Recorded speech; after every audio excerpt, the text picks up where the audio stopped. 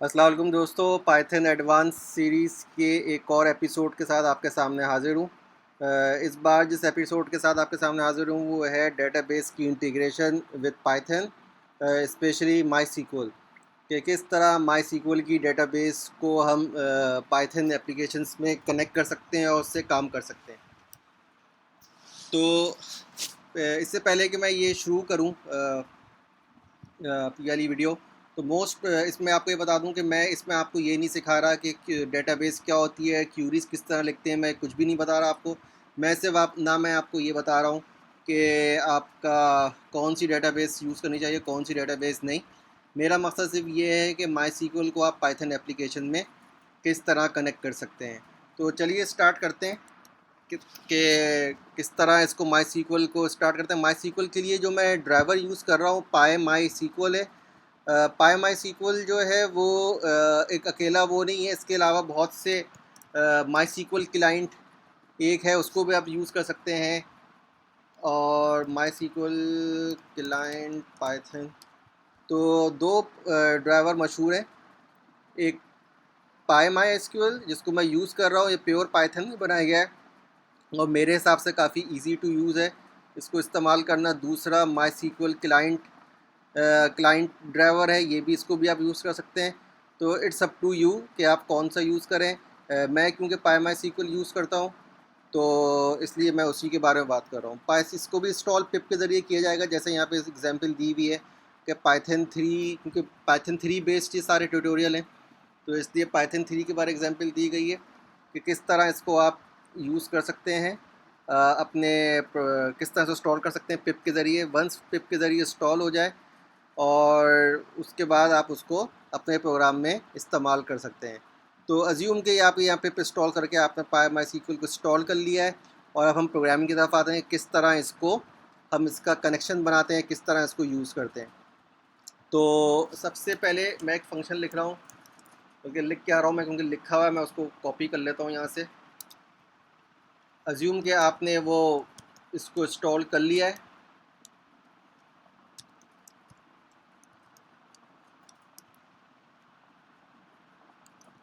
उसके बाद मैंने ये फंक्शन लिखा है गेट कनेक्शन का। एक मिनट, गेट कनेक्शन का फंक्शन लिखा है। ये फंक्शन क्या कर रहा है कि एक मिनट, ये फंक्शन क्या कर रहा है, वो बना रहा है, क्या कहते हैं, कनेक्शन बना रहा है और उस कनेक्शन का जो भी वेरिएबल बन रहा है उसको रिटर्न कर रहा है। तो ये कनेक्शन बन गया, ये रिटर्न कर रहा है। एक मिनट में चला के देख लूँ, मुझे लग रहा है कि ये कोई एरर देगा। सही है, मैंने कॉपी पेस्ट पे मुझे मसला हुआ है, तो मैं लेट से कि इसको पूरा उठा के यूँ कॉपी करता हूँ और इसको पूरा पेस्ट कर लेता हूँ। ठीक है जी, ये हो गया आपका। तो सबसे पहले क्या है, कनेक्शन बनाना है। कनेक्शन मतलब क्या है, किस तरह हम इसको कनेक्ट करेंगे। तो पाई माई सीक्वल की जो एपीआई यूज़ करेंगे वो है कनेक्ट। कनेक्ट सबसे पहले क्या लेता है, होस्ट लेता है, यानी कि होस्ट कौन सा होगा, आप यूज़र डिफ़ाइन करेंगे, पासवर्ड डिफ़ाइन करेंगे, अपनी डेटाबेस डिफ़ाइन करेंगे, करेक्टर, ये 3-4 तो आपके ज़रूरी हैं। उसके बाद एक करेक्टर सेट हो गया, ये ऑप्शनल है, आपकी मर्ज़ी है यहाँ पे दें या नहीं, लेकिन बेहतर मैं आपको रेकमेंड करूँगा आप करेक्टर सेट ज़रूर डिफ़ाइन करें। फॉर इंस्टेंस यहाँ पे हमने UTF-8 MB4 किया है। होता ये है कि जब करेक्टर सेट डिफ़ाइन नहीं करते तो उसमें प्रॉब्लम ये आती है फिर कि जब आप रिट्रीव कर रहे होते हैं डाटा, तो उस वक्त प्रॉब्लम आती है, मुख्तलिफ इशूज़ आ रहे होते हैं। तो बेहतर आप करेक्टर सेट को डिफ़ाइन कर दें।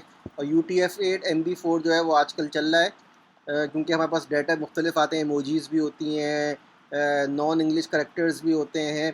तो UTF-8 MB4 जो है वो इमोजीज़ वगैरह सबको वो एक्सेप्ट कर रहा होता है। सबसे आखिर में है कर्सर क्लास। कर्सर क्लास से मकसद ये है कि यहाँ पे मैंने कर्सर क्लास डिफाइन की कि जब भी जो भी डाटा रिटर्न हो, सिलेक्ट की क्यूरी लगे, उसे जो भी डाटा रिटर्न हो वो डिक्शनरी फॉर्म में रिटर्न हो, बजाय कि वो एरे फॉर्म में। हम आगे भी देखेंगे इसका क्या मकसद है।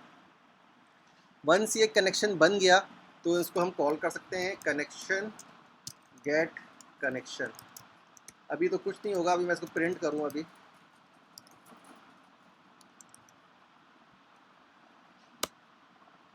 एक कनेक्शन बना दिया, ऐसे कनेक्शन इस्टेब्लिश किया और वो उसका वेरिएबल जो भी एड्रेस है उसका वो रिटर्न कर दिया। हम आगे चलते हैं इसको कि इसको किस तरह यूज़ किया जा सकता है। सबसे पहले हम कर रहे हैं सिलेक्ट रिकॉर्ड कि हम एक एसक्यूएल की क्यूरी है, क्योंकि जैसे कि मैंने बताया कि यहाँ पे कि PyMySQL जो है it is easy to use for DDL and DML queries. Like DDL मतलब डाटा डेफिनेशन लैंग्वेजेस जैसे क्रिएट हो गई, इस तरह की हो गई, और डाटा मैनिपुलेशन लैंग्वेजेस जैसे हो गई आपकी इंसर्ट हो गई, अपडेट हो गई, सिलेक्ट हो गई।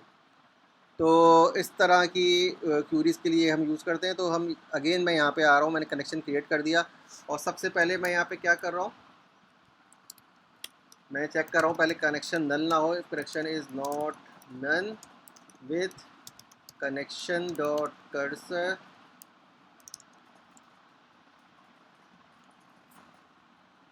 With connection dot cursor as cursor.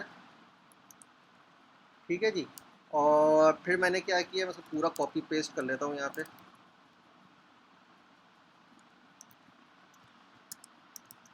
और मैं इसको फ़िलहाल मैं करता हूँ उसको कमेंट। हम क्या कर रहे हैं, ये माई सीक्वल की कमांड है सिलेक्ट वर्जन एज वर्जन, ये माई सीक्वल का वर्जन रिटर्न करता है। अगर मैं इसको रन करूं, ये देखें इससे टपल रिटर्न कर दिया। इसे टपल रिटर्न किया, इसको हम अगर 0 करके देखें तो क्या देगा, 5.25 रिटर्न कर देगा। 1 पे क्या होगा, एरर आएगा क्योंकि एक ही हुआ है। ठीक है, तो ये टुपल रिटर्न कर रहा है, टुपल रिटर्न किया, ये अजीब सा लग रहा है इसको। अब 1 0 मिसाल के तौर पर बहुत सारे वो हैं फील्ड्स आ रही हैं, उसको हम जब आप करना चाहेंगे तो 0 1 2 3 आप तो गिनते रह जाएंगे, ये प्रोडक्टिव नहीं है, आपको बहुत मसला होगा। तो उससे बेहतर क्या है, आपको कर्सर को वो करें, सही है, कर्सर को इनेबल करें। अब देखते हैं क्या होता है इसमें।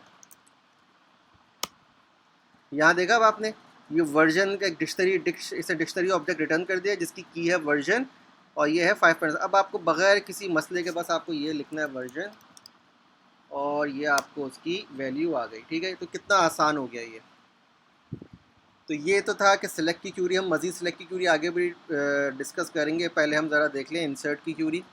सिलेक्ट मेथड हो गया, और इसके बाद इंसर्ट रिकॉर्ड के डाटा इंसर्शन किस तरह होती है, मैंने एक ऑलरेडी टेबल बनाया हुआ है यूज़र्स के नाम का, मैं उसको खाली कर दूं ज़रा।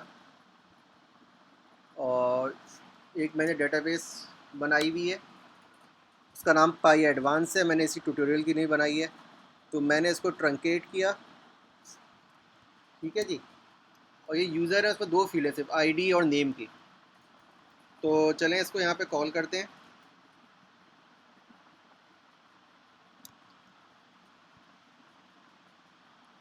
ये इंसर्ट यूज़र का मैं यहाँ पे कर रहा हूँ।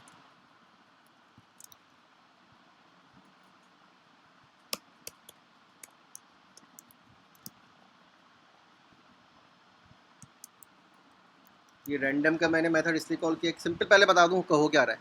अगेन मैंने ये कनेक्शन जब भी आप बनाया करें, जब भी आप कनेक्शन को कॉल करें, कनेक्शन रिलेटेड मेथड कॉल करें, तो मेक श्योर करें कि कनेक्शन इस्टेब्लिश है या नहीं है। ये इसलिए कि लेट्स से कि आपने एक डेटाबेस का कनेक्शन इस्टेब्लिश किया और आपने 100 50 लाख हज़ार 2 3 कई हज़ार आपने क्यूरी इस्टेब्लिश की, इन द मीन टाइम जो है आपका कनेक्शन डिस्कनेक्ट हो गया, किसी भी वैसे नेटवर्क एरर आ गया, तो आप इसको जब कॉल बगैर कनेक्शन चेक नहीं करेंगे तो प्रॉब्लम, आपका कोड जो है वो क्रैश हो सकता है। तो बेहतर ये है आप कनेक्शन को चेक करें, कनेक्शन अगर बन रहा है, इस्टेब्लिश हुआ है तो सही है, अदरवाइज़ आप उसको नहीं यूज़ कर सकते आगे।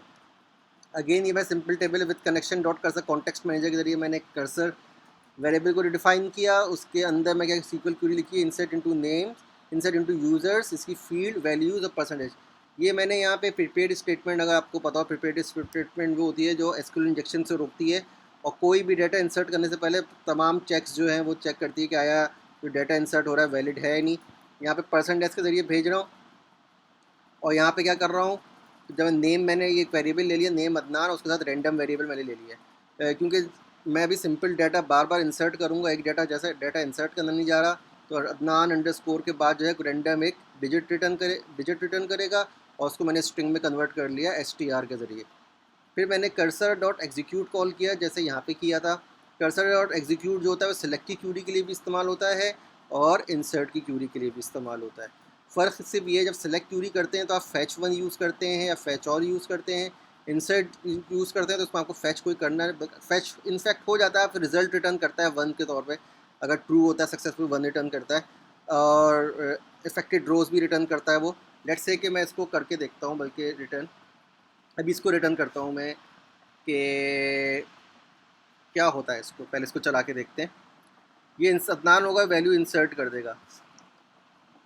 इसको मैं कर रहा हूँ comment, sorry, record inserted successfully. क्या रिकॉर्ड इंसर्ट हुआ है? अदनान 2336, बहुत बड़ा नंबर आ रहा है, तो ये इंसर्ट हो गया। मैं दोबारा चलाता हूँ, ये दोबारा इंसर्ट हो गया रैंडम वेरिएबल। ठीक है जी। तो इस तरीके से आप डाटा को इंसर्ट कर सकते हैं। बड़ी सिंपल चीज़ है, इंसर्ट कर लिया तो अपडेट डिलीट भी कोई मसला नहीं होना चाहिए। अगेन मैं कह रहा हूँ कि ये ट्यूटोरियल आपको सीक्वल नहीं सिखा रहा है, ये आपको सीक्वल जो आपको आती है उसको इस्तेमाल करना सिखा रहा है पाइथन में। अगला है हमारा सेलेक्ट की क्यूरी है, कि सेलेक्ट क्यूरी किस तरह करते हैं। अगेन वो चीज़, सेलेक्ट एक्सटेरिक फ्रॉम यूज़र किया, फैच ऑल कर लिया, रिकॉर्ड्स हो गया। तो मैं अगेन यहाँ पे आता हूँ,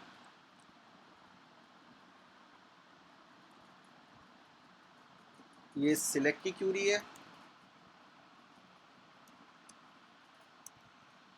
अच्छा, एक चीज़ और मैं बताना भूल गया, ये लिखा हुआ है ना कनेक्शन डॉट कमिट। अगर मैं ये कनेक्शन डॉट कमिट को डिसेबल कर दूँ, और यहाँ पे मैंने ऑटो कमिट को फॉल्स किया हुआ है। अब मैं डाटा यहाँ पे इसको लेट से कि इसको मैं वो कर दूँ, ट्रंकेट कर दूँ दोबारा। सही है, खाली हो गया ये। अब मैं इसको यहाँ पे ये दोबारा चलाता हूँ। यहाँ क्या लिखा है? Record inserted successfully. यहाँ पे कुछ नहीं है, फिर चलाया, कुछ नहीं है, फिर चलाया, कुछ नहीं है। क्या हो रहा है? ये रिकॉर्ड इंसर्ट हो गया लेकिन कमिट नहीं हो रहा है। अगर आपको कमिट और रोल बैक का कॉन्सेप्ट पता है, क्लियर है, तो आपको उम्मीद है कि आइडिया होगा कमिट का क्या काम हो रहा है। क्योंकि डाटा इंसर्ट तो कर रहा है, उसको ट्रांजैक्शन को कमिट नहीं कर रहा, क्योंकि उसको पक्की मोहर नहीं डाल रहा कि हाँ भाई सही है, इसलिए ये डाटा जो है इंसर्ट नहीं हो रहा। अब मैं इसको यहाँ पे एक चीज़ कर दूँ, ठीक है, यहाँ पे एक चीज़ की हो। अब मैं दोबारा करता हूँ, डाटा इंसर्ट हो गया, लेकिन मेरी यहाँ पे आप देख रहे हो आईडी क्या आ रही है? 4 आ रही है। ये क्यों हो रहा है इस तरीके से? कि लाइब्रेरी जो है पाई माई सीक्वल जो है, वो डाटा तो इंसर्ट, जो क्यूरी की जो आईडीज़ जो हो रही हैं प्राइमरी कीज़, उनको तो मेंटेन कर रहा है कि उसकी वो सीक्वेंस बड़ी चली आ रही है, क्योंकि इंसर्ट नहीं हो रही से वो, लेकिन वो क्यूरी सीक्वेंस जो जनरेट हो रही है इंटरनली। तो इसलिए जब उसने देखी अगली क्यूरी, जो नेक्स्ट लास्ट क्यूरी जो उसने इंसर्ट की थी, उस वक्त आईडी जो थी वो 3 थी, इसलिए नेक्स्ट उसने क्या कर दी? 4 कर दी। तो एक तरीका तो ये है कि आप ऑटो कमिट करें मैनुअली, एक तरीका तो ये। दूसरा, आप चाहते कि तो मैं नहीं चाहता कि इस तरह के ऑटो बार बार करूं, तो आप इसको ऑटो कमिट को ट्रू कर दें और इसको यहाँ से हटा दें। तो अब इसको दोबारा देखते हैं क्या सीन होता है। मैंने इसको दोबारा ट्रंकेट किया और दोबारा चलाता हूँ इसको मैं। डाटा आ गया 1 से दोबारा। कमिट यहाँ नहीं लिखा है क्योंकि यहाँ पर ऑटो कमिट किया हुआ है, तो वो हमें पे कमिट हर जगह लिखने की ज़रूरत नहीं है। फिर फिर मैंने यहाँ पे किया, फिर मैंने यहाँ पे किया, फिर मैंने यहाँ पे किया। अब जो है वो सीक्वेंस आपकी जनरेट हो रही है, और देख रहे हैं आईडीज़ 1 2 3 4 5 आ गई, और ये डाटा भी इंसर्ट हो गया। तो ये था बड़ा सिंपल यूजेज है इसका। आप इसका मज़ीद इसकी डॉक्यूमेंटेशन में जाके देख सकते हैं कि ये किस तरह इसको मुख्तलिफ ऑप्शंस यूज़ कर सकते हैं। उम्मीद है आपके समझ में आया होगा। और इसी के साथ मोस्ट प्रोबेबली ये मेरी लास्ट वीडियो हो पाइथन एडवांस सीरीज़ के अंदर, क्योंकि मैंने मोस्टली चीज़ें कवर कर दी हैं। हालांकि बहुत सी चीज़ें जो कवर मैं नहीं कर सका, जिसमें ऑब्जेक्ट ओरिएंटेड प्रोग्रामिंग है, जनरेटर्स हैं, मोस्ट प्रोबेबली करवा रहा हूँ, लेकिन मैं अभी कोई इसका वादा नहीं करता। तो consider it the last video for this very playlist. तो उम्मीद है कि अगली सीरीज़ के साथ, अगली सीरीज़ में मैं इंशाल्लाह फिर हाज़िर हूँगा। तब तक के लिए अल्लाह हाफ़िज़ और बाय।